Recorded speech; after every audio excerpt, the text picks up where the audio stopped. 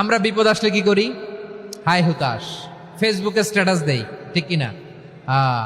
ফেসবুকে শেয়ার দেই। বিপদ আসলে বন্ধুর সাথে শেয়ার দেওয়ার আগে, নিজের স্ত্রীর সাথে শেয়ার দেওয়ার আগে, ফেসবুকে শেয়ার দেওয়ার আগে শেয়ার করবো কার সাথে?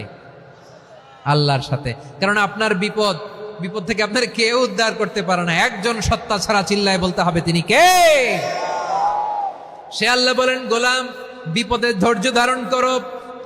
আল্লাহর হাবিবকে আল্লাহ সান্ত্বনা দিচ্ছেন, ওয়াসমির আলা মা ইয়াকুলুনা ওয়াহজুরহুম হাজরান জামিলা। ও নবী, ওরা যা বলে মন খারাপ করবেন না, মন ভাঙবেন না, ধৈর্য ধারণ করুন। ওয়াহজুরহুম হাজরান জামিলা, তাদেরকে সুন্দরভাবে ইগনোর করুন।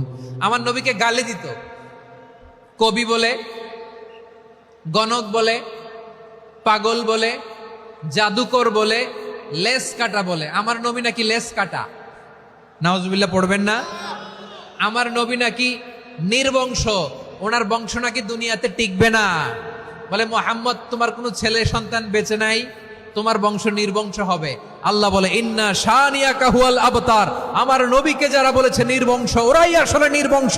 আমার নবীরে কাফিরেরা যেমনি গালি দিত, এই যুগে আমাদেরকেও গালি দেয় এমন কিছু লোক আছে না নাই?